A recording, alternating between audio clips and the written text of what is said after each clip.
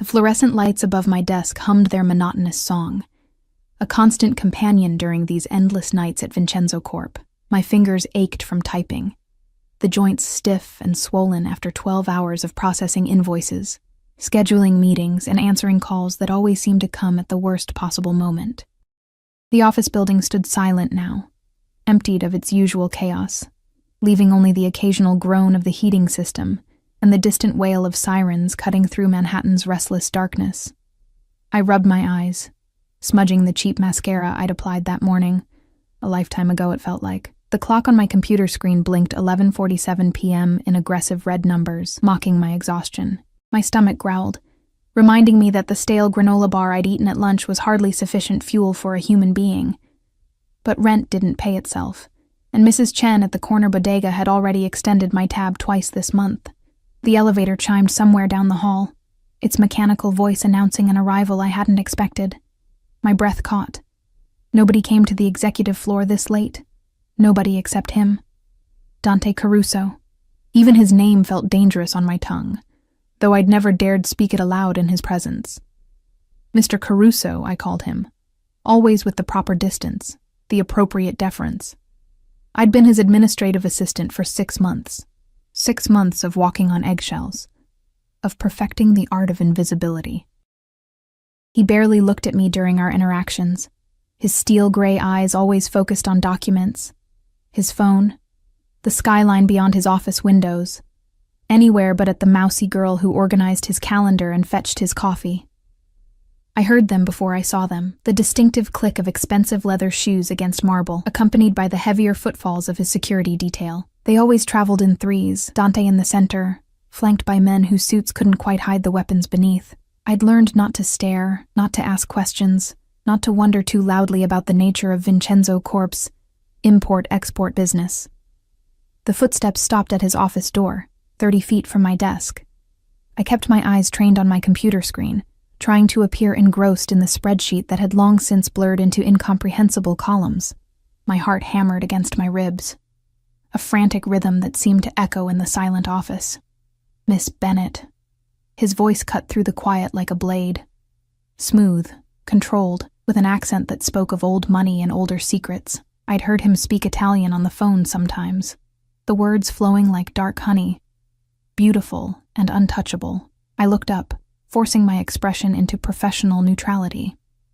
Mr. Caruso, I wasn't expecting you back tonight. He stood framed in the low light from the corridor, a figure carved from shadows and expensive tailoring. His suit was charcoal gray, fitted perfectly to his broad shoulders and lean frame. Even at this late hour, not a single dark hair fell out of place. He couldn't have been older than 32, 33 at most, but his eyes held centuries of knowing, of seeing things that people like me couldn't imagine. Why are you still here? It wasn't concern in his voice, just curiosity. Clinical, detached. The quarterly reports needed finishing. You have the board meeting tomorrow at 9. My voice came out steadier than I felt. I wanted everything ready. Something flickered across his face, too quick to identify. One of his guards, Marco, I think his name was, whispered something in rapid Italian. Dante's jaw tightened almost imperceptibly. Go home, Miss Bennett. The reports can wait. It wasn't a suggestion. I knew better than to argue with Dante Caruso when he used that particular tone, the one that suggested consequences for disobedience. I nodded, fingers already reaching for the mouse to save my work. Right away, Mr. Caruso. He disappeared into his office without another word, Marco and the other guard taking positions outside his door like stone sentinels. I exhaled slowly, gathering my worn purse and the thin jacket that did little against November's bite. My hands trembled slightly as I logged out of the system, adrenaline still coursing through my veins from the brief interaction. The elevator ride down felt eternal, my reflection in the polished brass doors showing a girl who looked older than her 26 years. Dark circles shadowed my eyes, and my brown hair hung limp around my shoulders, desperately in need of a trim I couldn't afford. I looked away, unable to face the evidence of my exhaustion. The lobby security guard, old Mr.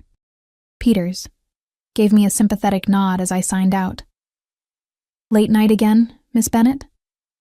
Always is, Mr. Peters. I managed a smile that felt like a grimace. The November air hit me like a physical force, sharp and merciless, cutting through my jacket as if it were made of tissue paper. I pulled it tighter, knowing it was futile, and started the 3-block walk to the subway station. The streets weren't entirely empty. This was New York, after all. But the late hour had thinned the crowds to scattered individuals, each wrapped in their own private worlds.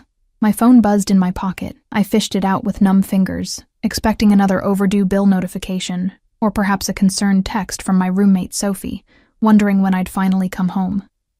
Instead, I saw a name that made my heart skip. Jake Morrison. Still on for coffee tomorrow? Been looking forward to it. A genuine smile crossed my lips, the first real one in days. Jake. Sweet, normal Jake, from my Tuesday evening pottery class. The one normal thing I'd allowed myself in months. He had kind eyes and an easy laugh, worked as a teacher at an elementary school in Brooklyn, and didn't know anything about the dark world I orbited during my working hours. I typed back quickly. Wouldn't miss it. 10 a.m. at the grind? His response came immediately. Perfect. Can't wait to see you, Ellie. The warmth in my chest spread, a small flame against the night's cold. Maybe I deserved something good. Maybe I deserved someone who looked at me like I mattered, like I was more than just a piece of office furniture that occasionally needed feeding. The subway station swallowed me into its fluorescent depths, the usual symphony of screeching trains and echoing voices, a strange comfort. I found a seat on the half-empty car, my body sagging against the plastic as exhaustion finally claimed its due. The rhythm of the train lulled me into a daze, my mind wandering to tomorrow's coffee date, to Jake's gentle hands helping me shape clay last week, to the possibility of something normal, something mine. I didn't notice the black SUV that had followed me from the office building. Didn't see the way it idled near the subway entrance, engine running, tinted windows revealing nothing. Didn't sense the eyes that watched my descent into the underground, cataloging, memorizing, reporting back to someone who'd suddenly developed an interest in his assistant's private life. The train pulled away from the station, carrying me toward my cramped apartment in Queens, toward tomorrow's promise of coffee and normalcy. I clutched my phone, rereading Jake's message, that small flame of hope burning brighter with each word. I should have known better. Hope was a luxury people like me couldn't afford. Not when we worked in the shadows of men like Dante Caruso, but I was young and tired and so desperately lonely that I'd convinced myself I could have both worlds. The dangerous job that paid my bills, and the safe romance that might heal my heart. The universe, I would learn, didn't allow such convenient divisions. By the time I emerged from the subway in my neighborhood, the clock had crossed into a new day. I trudged up the 4 flights to the apartment I shared with Sophie, each step an effort of will. She'd left the living room light on for me, a small kindness that made my eyes sting. I collapsed onto my bed without bothering to change, Jake's message still glowing on my phone screen. Tomorrow, I thought. Tomorrow I'd have coffee with a nice man who didn't carry the weight of violence in his eyes. Tomorrow, I'd remember what it felt like to be normal. But first, I had to survive the night. And in the morning, I'd have to face Dante Caruso again. Pretend I didn't feel the weight of his attention like a physical thing. Pretend I didn't notice the way his guards sometimes watched me when they thought I wasn't looking. I fell asleep with my clothes still on, phone clutched in my hand, dreaming of pottery studios and gentle hands and a life that didn't involve fluorescent lights and expensive men who smelled like danger and old money. I didn't dream about the storm that was coming. Didn't dream about the moment everything would change. Didn't dream about the look that would cross Dante Caruso's face when he saw me standing in the coffee shop. My hand wrapped around another man's. My smile real and unguarded in a way it never was at the office. I didn't dream about the way his world and mine would collide, inevitable as gravity, destructive as fire, but I should have. Because men like Dante Caruso don't just let things go. And I, Eleanor Bennett, invisible administrative assistant, had just become visible in the most dangerous way possible. The morning arrived too quickly, dragging me from restless sleep with all the subtlety of a freight train. Sophie was already gone, her bedroom door open to reveal the organized chaos she called home. A note on the kitchen counter, scrawled in her distinctive looping handwriting, made me smile despite my grogginess. You better tell me everything about Coffee Boy. Don't think I forgot. I showered quickly, the hot water a luxury I allowed myself for exactly 7 minutes before guilt about the utility bill kicked in. My reflection in the foggy bathroom mirror showed slight improvement from last night's exhausted ghost. The dark circles remained, but at least my eyes held a spark of anticipation. For Jake. For normalcy. For the possibility of something that belonged only to me. I chose my outfit carefully, a rare indulgence in vanity. A soft blue sweater that Sophie insisted brought out my eyes, dark jeans that actually fit, and the ankle boots I'd splurged on during a moment of reckless optimism 6 months ago. My hair cooperated for once, falling in decent waves past my shoulders, a touch of mascara, a swipe of lip gloss, and I almost looked like someone who had her life together. The lie was perfect. The grind sat on a corner in the West Village, one of those aggressively trendy coffee shops with exposed brick, mismatched furniture, and prices that made my wallet weep. But Jake had suggested it, and I wasn't about to propose the greasy diner near my apartment, where coffee came in chipped mugs and tasted like regret. I arrived 10 minutes early, my nervous habit of never being late manifesting in full force. The shop hummed with Saturday morning energy. Couples sharing pastries, students hunched over laptops, the hiss and gurgle of the espresso machine providing a caffeinated soundtrack. I claimed a small table near the window, positioning myself so I could watch the street, waiting for Jake's familiar figure. My phone buzzed. A work email. On Saturday. Of course. Miss Bennett, I'll need the Henderson contract files Monday morning. First thing, DC. No pleasantries, no acknowledgement that it was the weekend, just the expectation of availability, of compliance. I typed back a quick confirmation, shoving down the irritation that flared hot in my chest. This was my time, my morning, and Dante Caruso didn't get to invade it with, "Ellie." Jake's voice cut through my spiraling thoughts, warm and genuine. He waved from the entrance, his smile broad and uncomplicated, and something in my chest loosened. He wore a navy Henley and jeans, his sandy hair slightly messy, looking exactly like what he was, a good man, an ordinary man, someone who belonged in daylight. I stood, returning his smile, and he crossed the space between us in quick strides. Before I could overthink it, he pulled me into a brief hug, the scent of clean laundry and mint enveloping me. Safe. He smelled safe. "You look amazing," he said, pulling back to meet my eyes. His were hazel, flecked with gold, and they looked at me like I was someone worth seeing. "You're not so bad yourself." The words came easier than I expected. Natural, like maybe I remembered how to do this after all. We ordered. An overpriced latte for me, black coffee for him, and a chocolate croissant we agreed to split. As we waited at the counter, Jake's hand found mine, his fingers lacing through my own with comfortable ease. It was such a simple gesture, innocent and sweet, the kind of thing couples did without thinking. But my heart hammered anyway, hyper-aware of the touch, of the publicness of it, of the strange vulnerability of being seen with someone, of being claimed, however gently. "I'm really glad you agreed to this," Jake said, his thumb tracing small circles on the back of my hand. "I wasn't sure if you were just being polite at class." "I'm not really the polite type," I lied, thinking of every interaction at Vincenzo Corp, every carefully measured word, every swallowed opinion. He laughed, the sound easy and light. "Good. I like honest better than polite." We collected our order and returned to our table, hands still linked, and I felt something in me unfurl like a flower that had forgotten about sunlight. Maybe this could work. Maybe I could have this. Coffee dates and hand-holding and someone who didn't make me feel like I was constantly walking through a minefield. "So tell me something real," Jake said, settling into his chair, his eyes never leaving my face. "Not small talk. Something true about Ellie Bennett." I hesitated, sipping my latte to buy time. What was true? That I worked for a man who terrified me? That I went to bed hungry more often than I'd admit? That sometimes I felt so invisible I wondered if I'd simply cease to exist? "I'm tired," I said finally, the truth slipping out unbidden. "I'm 26 and I feel ancient. And I'm terrified I'll wake up at 40 and realize I spent my whole life just surviving." Jake's expression softened, his grip on my hand tightening. "Then let's not just survive, let's actually live a little." He grinned, that easy charm lighting his features. starting with this absurdly expensive croissant. I laughed, a real laugh that came from somewhere deep and genuine, and reached for the pastry.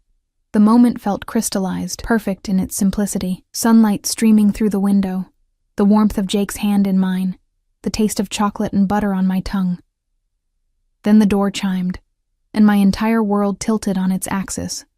I saw him before he saw me, Dante Caruso, stepping into the grind like he owned it, which, for all I knew, he did. He wore all black today, tailored pants, a fitted sweater that probably cost more than my monthly rent, a leather jacket that screamed wealth and danger in equal measure. His dark hair was slightly tousled, as if he'd run his fingers through it recently, and even from across the room, I could see the sharp intelligence in those steel-gray eyes. Marco flanked him on the left, another guard I didn't recognize on the right. They moved with predatory grace, scanning the room with professional efficiency, marking exits, cataloging threats. My hand spasmed in Jake's grip. "You okay?" he asked, concern creasing his forehead. "Fine," I managed, my voice strangled. Work thing." But it was too late.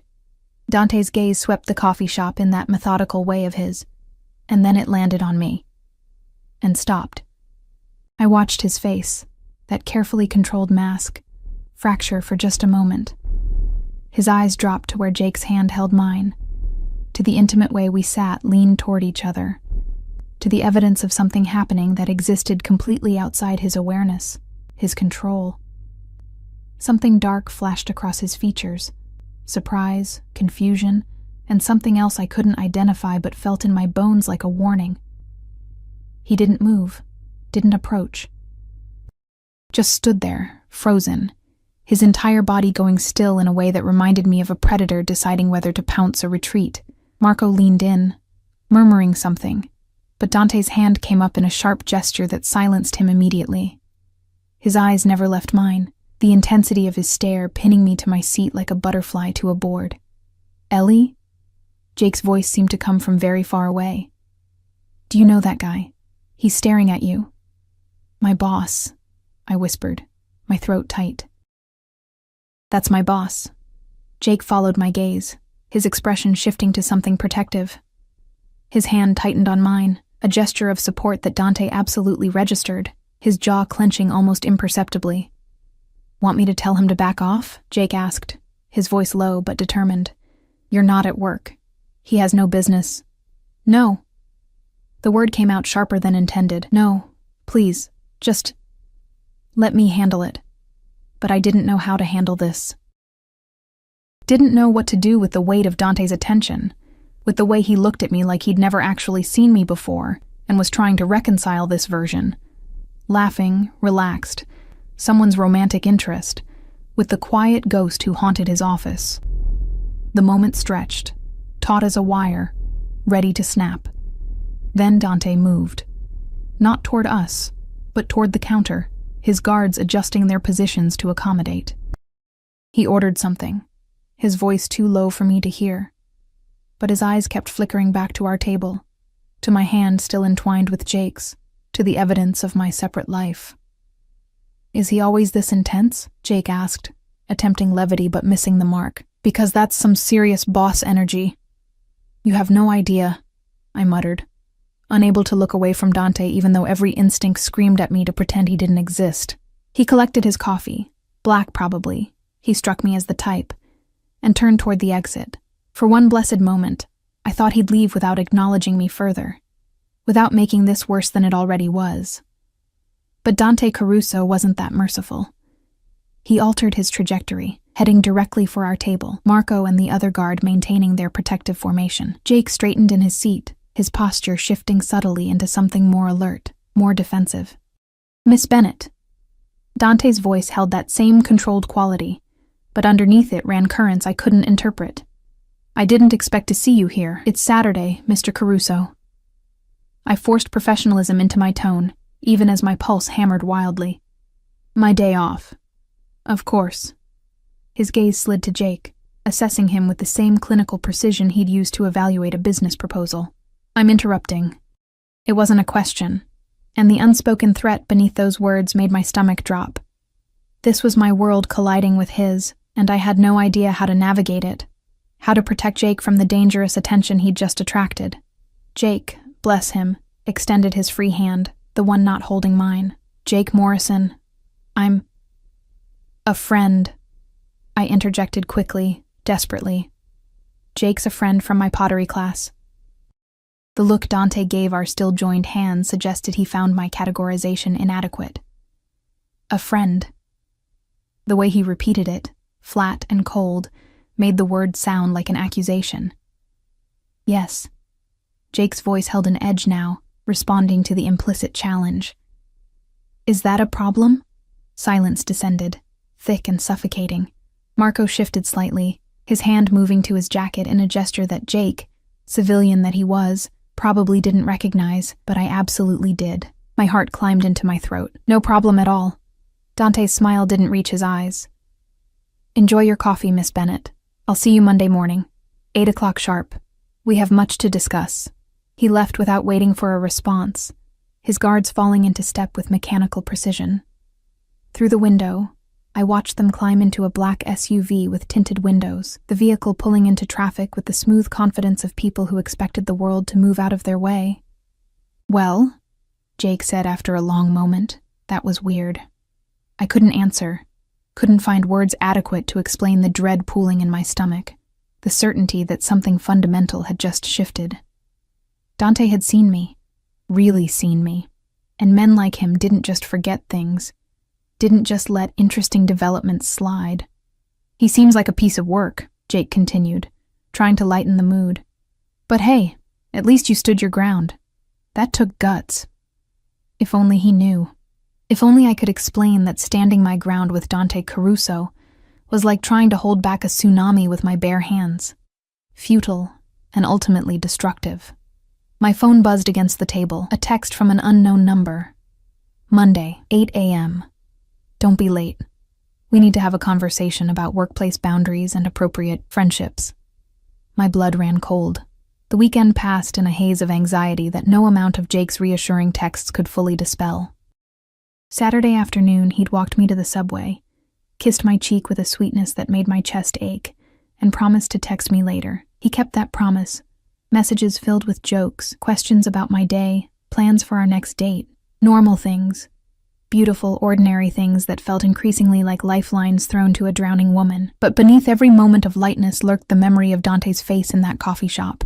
The way his expression had shifted from blank professionalism to something far more complicated when he'd seen my hand in Jake's. The text message burned in my mind. Those words about appropriate friendships dripping with implications I didn't want to examine too closely. Sunday night, I barely slept. Every time I closed my eyes, I saw steel-gray irises fixed on me with an intensity that felt like being dissected, studied, catalogued. At 3 a.m., I gave up and made tea, sitting at our tiny kitchen table while Sophie snored peacefully in the next room, blissfully unaware that her roommate was potentially about to get fired, or worse, for the crime of having coffee with a man. Monday morning arrived with cruel inevitability. I dressed with trembling hands, choosing my most conservative outfit. Black slacks, a gray blouse, flats instead of the boots, armor, however inadequate. My reflection showed a pale, hollow-eyed woman who looked like she was preparing for battle. Maybe I was. The Vincenzo Court building loomed against the early morning sky, all glass and steel and cold ambition. I signed in with Mr. Peters, whose cheerful greeting felt like mockery, and took the elevator to the executive floor. Each ascending number made my heart beat faster, a countdown to some unknown consequence. The floor was already buzzing with activity despite the early hour. Junior executives hurried past with files and laptops. Administrative staff fielded phone calls. The coffee machine in the break room gurgled its familiar song. Everything appeared normal, ordinary, unchanged. But I knew better. My desk sat in its usual position outside Dante's office, the space I'd occupied for 6 months without incident. I set down my purse, powered on my computer, tried to breathe normally. The clock read 7:47 a.m., 13 minutes until whatever awaited me. Dante's office door stood closed. No light visible beneath it. Maybe he wasn't here yet. Maybe I'd have time to prepare, to rehearse explanations, to build defenses against questions I couldn't predict. Miss Bennet. I jumped, nearly knocking over my empty coffee mug. Dante stood behind me, having approached with that unnerving silence he seemed to cultivate. He wore a charcoal suit today, perfectly tailored, his dark hair styled with careless precision. But it was his eyes that trapped me, those gray depths holding something I'd never seen directed at me before. Focus. Complete, undivided, unnerving focus. Mr. Caruso. My voice came out steadier than I felt.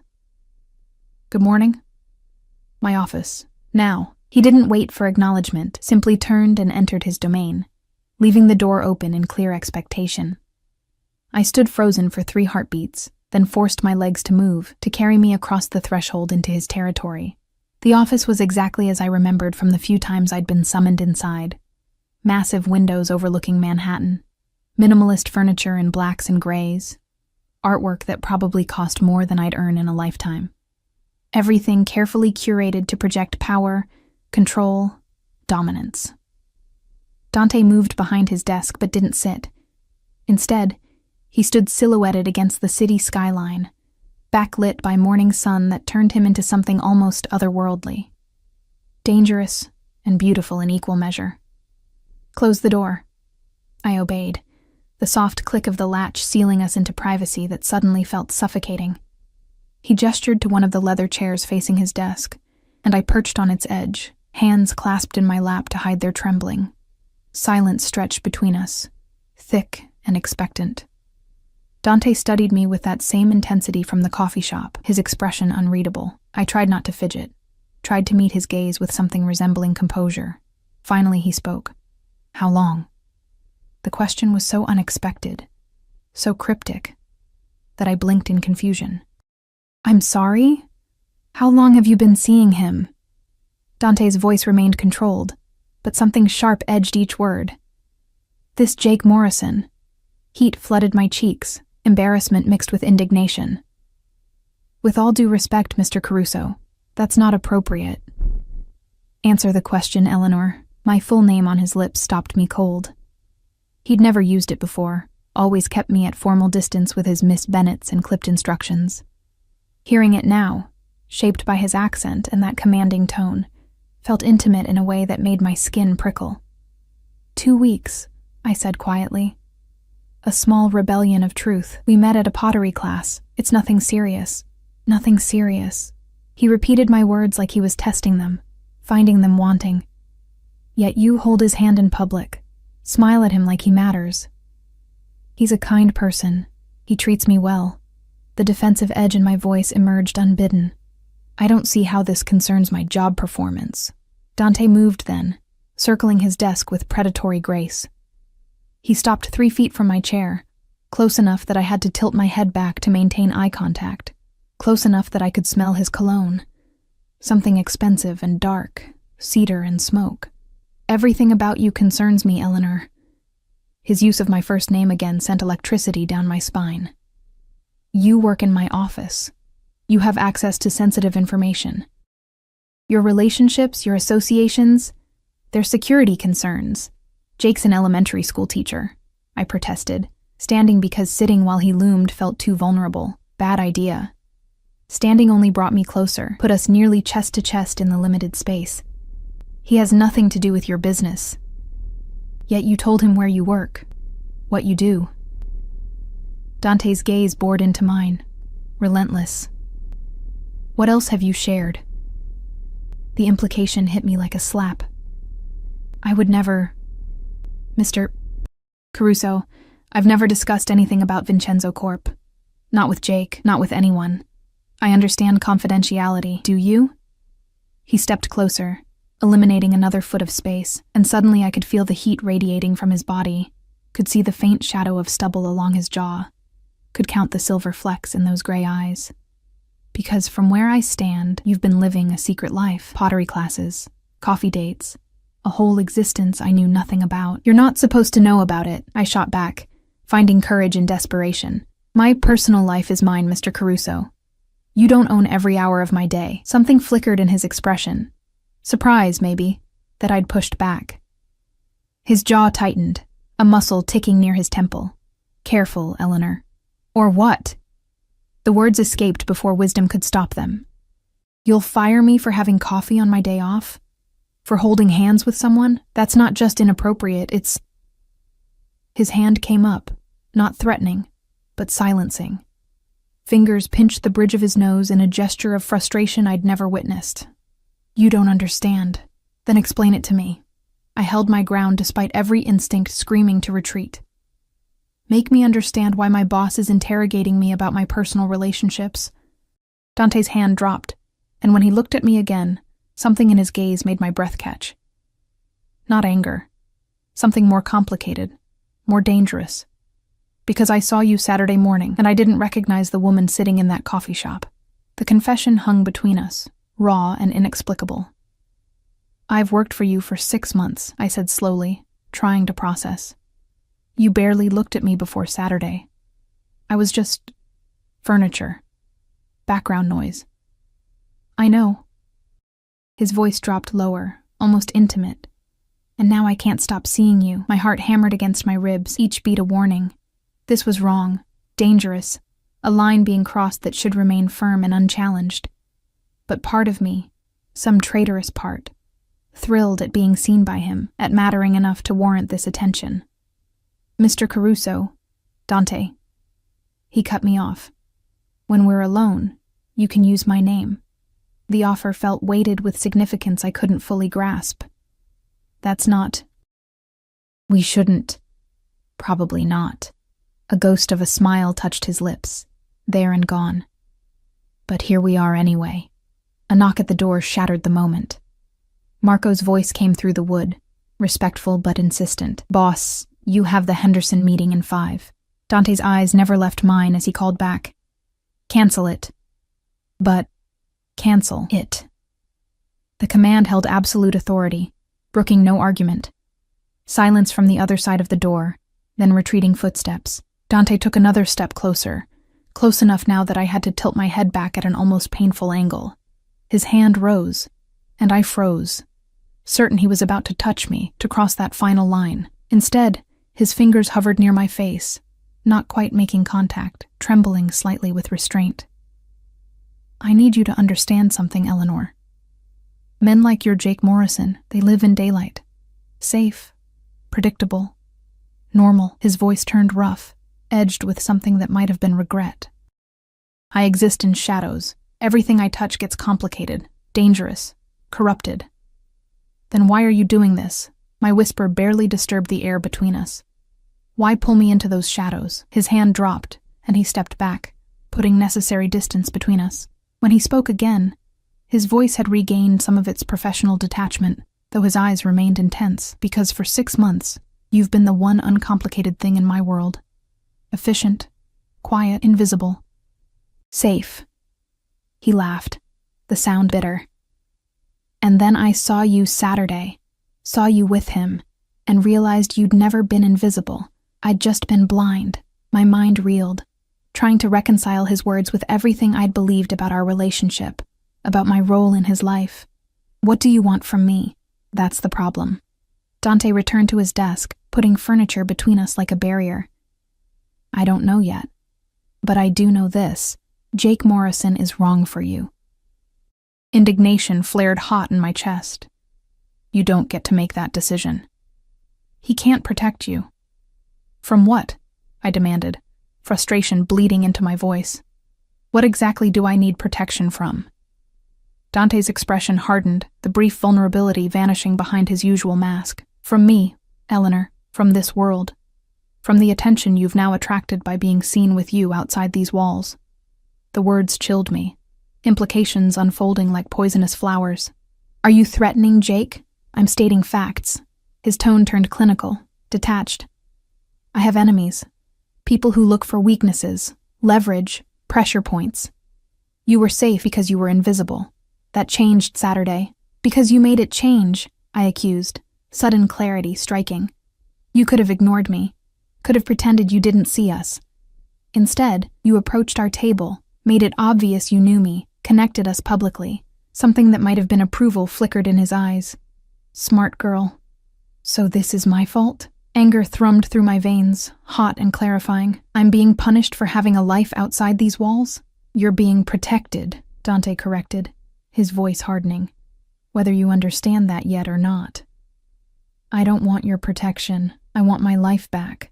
The one where my boss didn't know or care who I spent my weekends with. Too late. He said it with finality, like closing a door. You can't unsee things, Eleanor. Neither can I. The phone on his desk buzzed, Marco's voice crackling through the intercom. Boss, the board is getting impatient. I've stalled twice. Dante's jaw clenched, irritation flashing across his features. He pressed the intercom button. Give me 10 minutes. Then he focused back on me, and the weight of his attention felt physical. You'll continue your job as normal. Same hours, same responsibilities. But outside this office, you'll be more careful. Pay attention to your surroundings. Notice who's watching. This is insane, I breathed.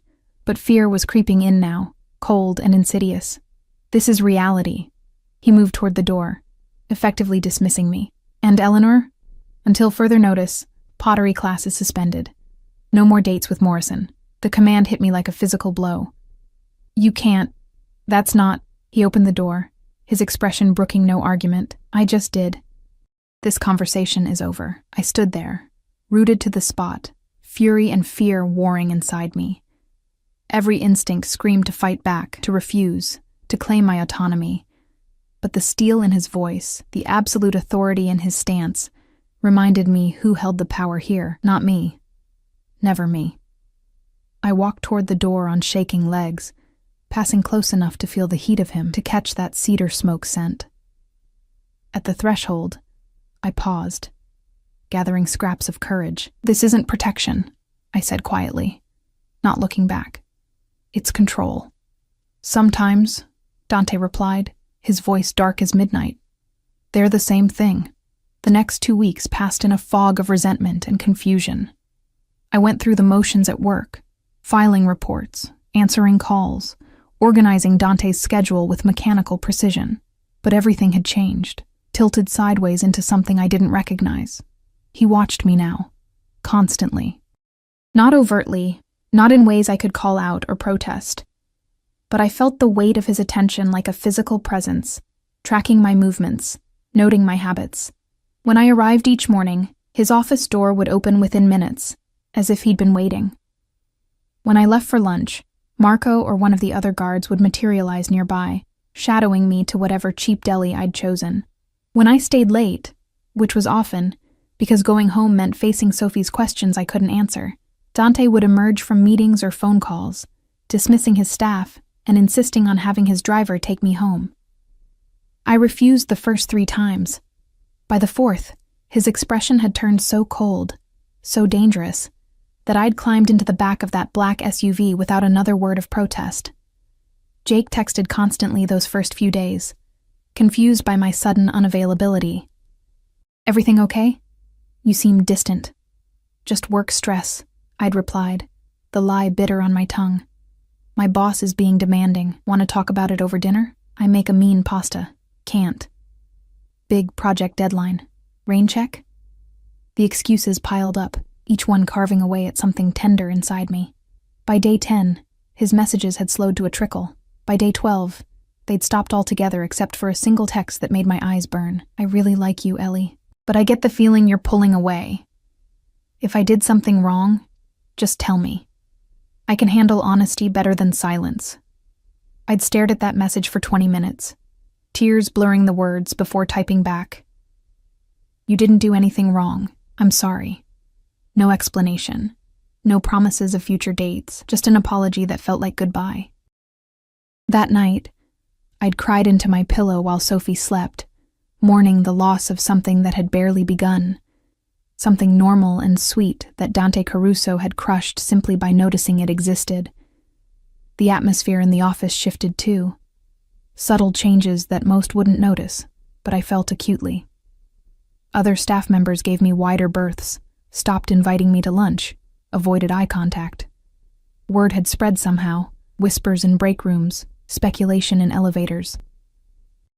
The boss's assistant, suddenly elevated to some undefined status that made her untouchable, dangerous by association. I hated it. Hated the isolation, the attention, the cage that tightened around me with each passing day. Friday of the second week, Dante called me into his office at 6 p.m. The floor had emptied, support staff fleeing toward their weekends with grateful haste. Only Marco remained at his post outside, a silent sentinel. "Sit," Dante commanded without preamble, gesturing to the chairs across from his desk. I obeyed, too tired to fight, my body sinking into leather that probably cost more than my monthly salary. He studied me for a long moment, those gray eyes cataloging details, the shadows beneath my eyes, the weight I'd lost making my clothes hang looser, the dullness that had crept into my expression. "You look terrible," he said bluntly. A laugh escaped me, sharp and humorless. "Thank you." That's exactly what every woman wants to hear. His jaw tightened. "When's the last time you ate a real meal? Not coffee and granola bars." "I eat," I said defensively, though I couldn't remember my last proper dinner. Food had become an afterthought, fuel I consumed mechanically when my body demanded it. Dante stood abruptly, rounding his desk with that predatory grace I'd learned to recognize as decision made, action imminent. "Come on." "What?" "Where?" "Dinner." He was already moving toward the door, clearly expecting compliance. "I'm not hungry." He paused, looking back at me with an expression that managed to be both exasperated and determined. "Eleanor, I've watched you survive on caffeine and stress for 2 weeks. You're eating. Now, you can't just—" But he was already through the door, Marco falling into step beside him. I sat frozen for 3 heartbeats before the absurdity of the situation penetrated my exhaustion.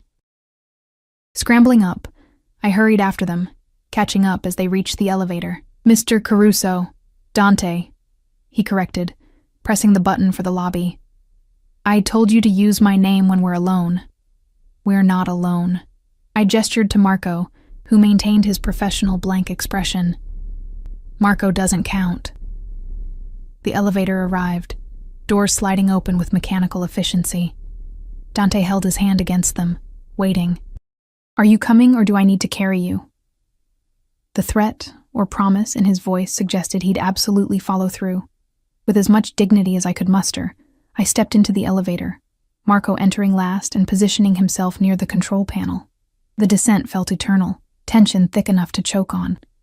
I tried to organize my thoughts, to prepare arguments against whatever this was, but my mind felt sluggish, overwhelmed by weeks of stress and Dante's relentless presence. The lobby was nearly empty, just Mr. Peters at his station and a cleaning crew working on the far side. The black SUV waited at the curb, engine running, another guard at the wheel. This wasn't spontaneous. He'd planned this, orchestrated it. I should go home. I tried one last time as we approached the vehicle. "Sophie will worry. Text her." Dante opened the back door, his hand at the small of my back, not pushing, but guiding, the touch burning through my blouse like a brand. "Tell her you'll be late." I climbed in because resistance felt futile, because I was so tired of fighting, because some traitorous part of me wanted this attention even as I hated myself for it. Dante slid in beside me, Marco taking the front passenger seat, the division between front and back seats providing a veneer of privacy. The SUV pulled into traffic with smooth precision, heading uptown. I watched the city slide past the tinted windows, trying to ignore Dante's proximity, the way his thigh almost touched mine, the cedar smoke scent of him filling the enclosed space. "Where are we going?" My voice came out smaller than intended. "Somewhere quiet, private." He pulled out his phone, firing off rapid texts with practiced efficiency. "Somewhere we can talk without interruption." Dread pooled in my stomach. About what? About why you look like you haven't slept in a week. About the messages Jake Morrison has been sending you. My head snapped toward him, shock and violation flooding through me. His expression remained neutral, matter of fact. "Did you think I wouldn't monitor your communications? You work for me, Eleanor. Your security is my responsibility." "You're reading my texts." The words came out strangled, fury rising hot and fast. "That's illegal. That's necessary." He pocketed his phone, turning to face me fully. "You stopped responding to him 4 days ago. Why?" "Because you told me to," I spat out. anger overriding caution. Because you made it clear that having a personal life wasn't acceptable. Because you've turned my existence into a prison and My voice cracked, emotion ambushing me. I just wanted something normal, something that was mine. Silence filled the space between us, heavy and charged. The SUV turned onto a quieter street, pulling up to an unmarked building with elegant architecture. Not a restaurant, at least not one I recognized. Marco exited first, scanning the area before opening Dante's door. Dante climbed out, then extended his hand back toward me, an offering and a command in one gesture. I ignored it, exiting on my own, my independence a small rebellion. He didn't comment, just led the way through a discreet entrance where a man in an expensive suit greeted him with the deference due to royalty. "Mr. Caruso, everything is prepared as you requested." "Thank you, Thomas." Dante's hand returned to my lower back, proprietary and guiding. "This way, Eleanor." We moved through a dimly lit corridor, walls adorned with artwork that probably belonged in museums. A private elevator carried us to the top floor, opening directly into what could only be described as a penthouse apartment. All floor-to-ceiling windows, modern furniture, and understated luxury that screamed wealth. "Where are we?" I asked, taking in the space, the view of Manhattan spread out like a glittering promise. "One of my properties." Dante shrugged off his jacket, draping it over a chair with casual ease. "I use it for private meetings. Sit. Food will be here shortly." I remained standing, arms crossed defensively. "I don't understand what we're doing here. If this is about work..." "It's not about work." He moved to a bar cart, pouring amber liquid into 2 glasses. "It's about you, barely holding yourself together because I've been too heavy-handed." The admission surprised me, genuine enough that my anger faltered slightly. He brought me one of the glasses, pressing it into my hand. "Drink. It'll help." I took it automatically, the crystal heavy in my palm. The liquor, whiskey probably, expensive and smooth, burned pleasantly down my throat. Warmth spread through my chest, loosening the knot of tension that had taken up permanent residence there. "Why am I here, Dante?" Using his first name felt strange on my tongue, intimate in a way that should have been wrong, but somehow wasn't. He drained his own glass in one swallow, setting it aside with deliberate care. When he looked at me again, vulnerability flickered in those gray depths, quickly masked, but visible nonetheless. "Because I need you to understand that I'm not trying to punish you. Then what are you trying to do?" I set down my glass before I could throw it. "Because from where I stand, you've systematically dismantled my life. I lost Jake because of your protection. I'm isolated at work because everyone thinks I'm either sleeping with you or informing on them. I can't breathe without one of your guards watching. So please, enlighten me. What exactly is your goal here to keep you safe?" He said it with such conviction, such absolute certainty that I almost believed him. "From what?" I demanded, frustration cracking my voice. "You keep saying that, but you won't explain. Safe from your enemies? From yourself? From what, Dante?" A knock at the door interrupted before he could answer. Marco entered with several bags bearing the logo of an expensive Italian restaurant, setting them on the dining table before retreating without a word. The smell of garlic and herbs filled the space, making my stomach growl despite my emotional turmoil. Dante gestured toward the table. "Eat first. Then we'll talk." "I want to talk now. Eleanor." My name carried warning and plea in equal measure. "Eat. Please." The please surprised me enough that I moved toward the table, settling into one of the chairs. He joined me, unpacking containers that revealed pasta, salad, bread. Enough food for 4 people, let alone 2. We ate in tense silence, the food delicious despite my inability to fully appreciate it. Dante watched me between his own bites, that assessing gaze making me hyper-aware of every movement, every swallow. Finally, when I'd consumed enough to satisfy him, he pushed aside his plate and leaned back, studying me with unnerving intensity. 3 weeks ago someone tried to kill me," he said without preamble, the words dropping like stones into still water. "Car bomb. If Marco hadn't noticed the device beforehand, I'd be dead." My breath caught, the pasta suddenly sitting heavy in my stomach. I didn't know. No one did. We kept it quiet, handled it internally. His fingers drummed against the table, a rare show of agitation. But it meant someone had gotten close enough, knew my schedule well enough to plant explosives. Someone inside my organization fed them information. Understanding dawned, cold and terrible. And then you saw me with Jake, and then I saw you with someone whose background I didn't know, whose presence in your life I hadn't authorized. His voice hardened. Someone who could have been sent to get close to you, to use you against me. Jake's a teacher, I protested weakly, but doubt had crept in, poisonous and insidious. Maybe. Dante leaned forward, elbows on the table, his intensity pinning me in place. Or maybe he's exactly what he seems, and I'm being paranoid. But I can't take that risk, Eleanor, not with you. Why? The question burst out, desperate and confused. Why do you care? I'm just your assistant. I file papers and answer phones. I'm nobody. His hand shot out, gripping my wrist with enough pressure to be felt but not hurt. You're not nobody. Not to me. Not anymore. The words hung between us, raw and undeniable. His grip on my wrist burned like a brand, his thumb pressed against my racing pulse. I could feel my heartbeat betraying me, hammering against his touch, proof of the effect he had despite every rational protest my mind could muster. Let me go, I whispered, but the command lacked conviction. Not until you understand. His gray eyes searched mine, desperate and determined in equal measure. I've spent 6 months barely noticing you existed, and now I can't stop seeing you everywhere. In my office, yes, but also in my thoughts when I should be focused on business. In my dreams when I should be sleeping. You've become a distraction I can't afford, and a necessity I don't know how to live without. That's not... I struggled for words, for logic that could combat the intensity pouring from him. That's obsession, Dante, not protection, not care. You're confusing control with concern. Maybe I am. He released my wrist but didn't retreat, his face inches from mine across the table. But that doesn't make the danger less real. The moment I approached your table in that coffee shop, the moment I made it clear you mattered to me, you became a target. Everyone who wants to hurt me now knows exactly how to do it. Fear crystallized in my chest, cold and sharp. So this is my fault?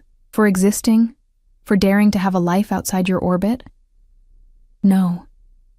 His voice softened, a rare gentleness creeping in. This is my fault for being selfish enough to claim you anyway. I should have let you go that morning. Should have walked past your table, ignored you, kept you in the safe anonymity you'd occupied, but I couldn't. I saw you laughing with him, saw you happy and unguarded. And something in me snapped. Possessiveness, I said bitterly. You saw something you suddenly wanted and decided to take it. That's what men like you do, isn't it? You acquire things. Pain flashed across his features, there and gone. Is that really what you think of me? I don't know what to think anymore. Exhaustion crashed over me in waves, 2 weeks of stress and confusion finally taking their toll. I don't understand what you want from me, Dante. You say you're protecting me, but it feels like suffocation.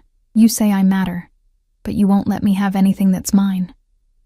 What am I supposed to do with that? He stood abruptly, pacing to the windows, his silhouette dark against the glittering cityscape. When he spoke, his voice carried the weight of confession. My father was killed when I was 19. Car bomb, like the one meant for me. My mother lasted another year before grief took her. I inherited an empire built on violence and loyalty, and I've spent 13 years learning that everyone has a price. Everyone can be turned. Everyone leaves. Voluntarily or otherwise. The vulnerability in his admission cracked something in my chest. I stood slowly, moving toward him without conscious decision, drawn by the rawness in his words. I don't let people close, he continued, still facing the windows. Don't allow attachments that can be exploited. It's safer that way, cleaner. But you... He turned, and the look in his eyes stole my breath. You were already close before I realized it. 6 months of quiet efficiency, of never asking questions, of existing in my space without demanding anything. And then I saw you with him, saw proof that you had an entire life I knew nothing about, and I realized how much I'd come to depend on your presence, how empty my office felt when you weren't there. How I'd started scheduling meetings just to have reasons to call you in, to hear your voice, to watch you move through my space like you belonged there. That's not healthy, I managed, my voice barely above a whisper. I know. A ghost of a smile touched his lips. But since when has anything about my life been healthy? We stood 3 feet apart, the distance feeling simultaneously too much and too little. Outside, the city pulsed with life. Millions of people living ordinary existences, unaware of the dangerous game being played in this penthouse, the collision of worlds that should never have touched. I can't be what you need, I said finally, the truth painful, but necessary. I'm not built for this world, Dante. The violence, the secrets, the constant looking over my shoulder. I wanted normal. I wanted safe. And I wanted to give you that, he said softly. Even if it meant staying away, staying blind to what you'd become to me. But the bomb changed everything. Someone knows my vulnerabilities now, knows where to strike. And whether I wanted it or not, you became one of those vulnerabilities the second I acknowledged your existence. So, what happens now? The question felt enormous, life-altering. You keep me in a cage? Control every aspect of my life until you decide the threat has passed? No.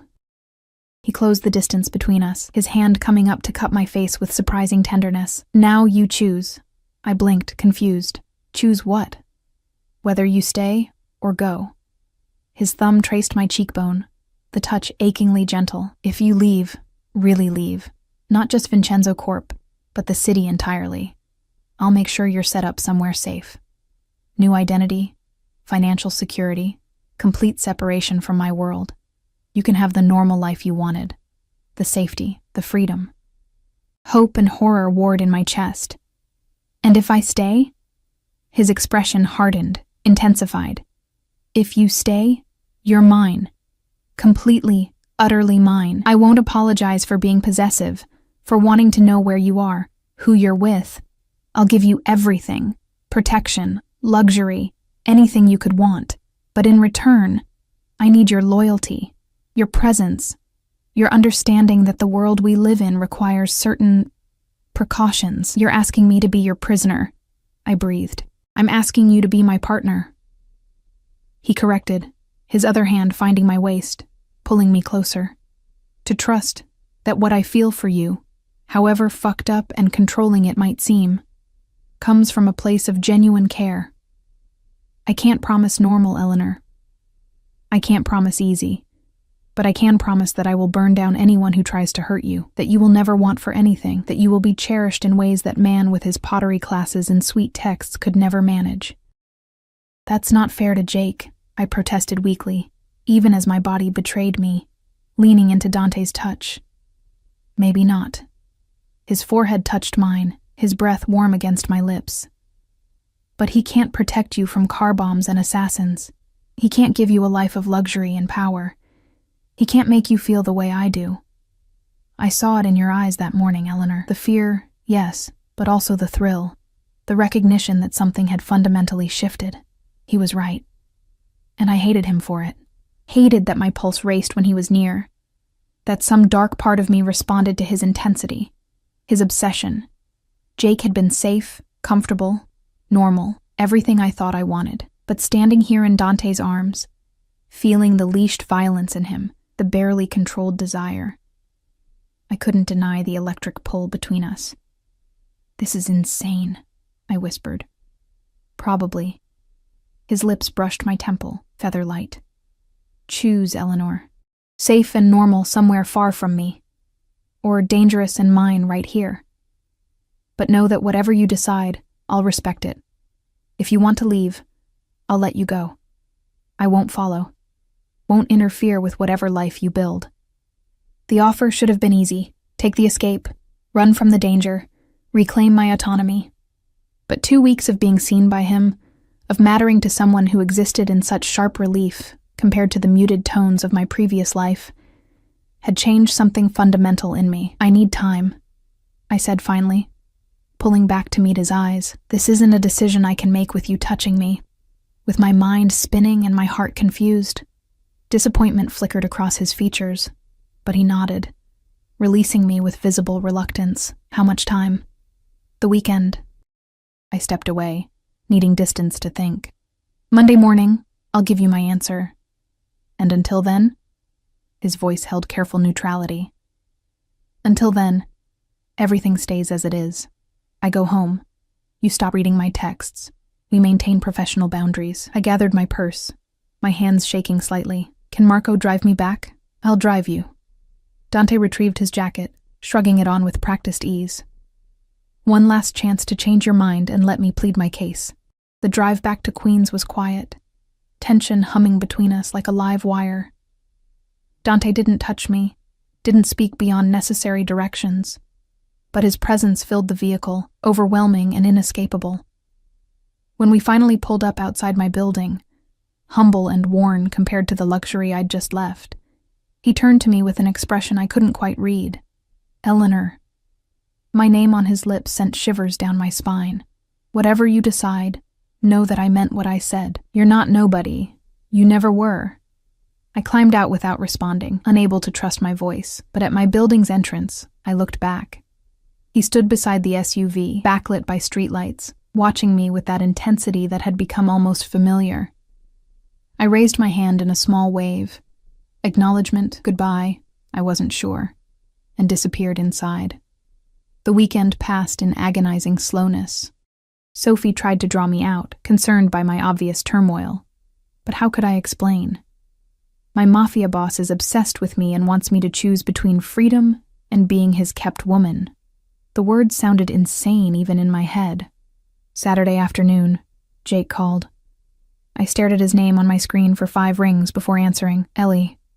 He sounded tired, resigned. I think we need to talk. I know. My voice cracked.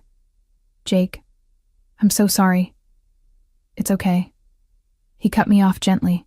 I talked to a friend who knows about your boss, about the kind of man he is, the kind of business he runs, and I realized I can't compete with that, can't protect you from that. I'm just a guy who likes pottery and kids, Ellie.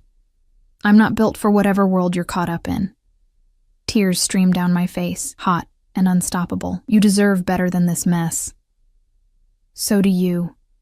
His kindness gutted me, but I don't think you're going to choose better, are you? I can hear it in your voice. You're already gone. I don't know what I am, I admitted through tears. Yeah, you do. He sighed, the sound carrying acceptance and sadness. Take care of yourself, Ellie, and if you ever need an escape route, someone who remembers the normal girl you were, call me, okay? Okay. The word barely made it out. After we hung up, I cried for an hour, mourning not just Jake, but the version of myself who'd believed normal was achievable, that I could exist in Dante's orbit without being consumed by it. Sunday, I barely left my room, thinking, weighing, trying to logic my way through a decision that existed beyond logic. Safe versus seen. Normal versus needed. Freedom versus... what? Love? Obsession? Something darker and more complicated than either word could contain? Monday morning arrived with cruel clarity. I dressed carefully. The blue sweater I'd worn to coffee with Jake. Armor against whatever came next. The subway ride to Vincenzo Corp felt surreal, each stop bringing me closer to irrevocable choice. The executive floor buzzed with its usual Monday chaos, but it all felt distant, unreal. My desk waited, unchanged. My computer password the same. The coffee machine gurgling its familiar song, normal, except nothing was normal anymore. Dante's office door stood closed. I sat, hands folded, waiting. Minutes ticked past. 5, 10, 15. Finally, at 8:47 a.m., the door opened. He looked like he hadn't slept, dark circles shadowing his eyes, his hair less perfectly styled than usual, but when his gaze found mine, the intensity there stole my breath. Eleanor. Not a question, just acknowledgement. I stood, legs steadier than I expected. I made my decision. And? His voice remained carefully neutral, but his hands clenched at his sides, betraying tension. I took a breath, gathering courage, and spoke the truth that terrified and exhilarated me in equal measure. I'm staying, but on one condition. Hope flared in his eyes. Name it. You stop trying to control everything. I need some autonomy, some pieces of my life that are mine. I'll accept your protection, your attention, But I won't be a prisoner, Dante. If this is going to work, it has to be a partnership. Real partnership. Not just pretty words.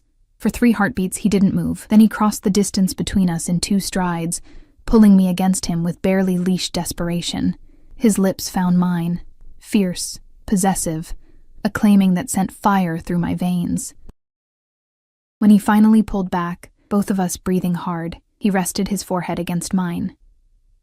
"You're mine now, Eleanor, completely mine." "And you're mine," I countered, surprising myself with the boldness. That works both ways. A real smile crossed his face, transforming him from dangerous to devastating. Deal. The kiss that sealed our agreement held promise and peril, passion and protection. I'd chosen danger over safety, obsession over normal, and as Dante's arms tightened around me, I couldn't find it in myself to regret it. Outside the windows, Manhattan sprawled in all its complicated glory, millions of lives intersecting, millions of choices made. Mine had led me here, to this man, to this moment. And standing in his arms, feeling the fierce beat of his heart against mine, I finally felt seen, claimed, and terrifyingly, perfectly alive. The shadows I'd feared swallowing me had become home,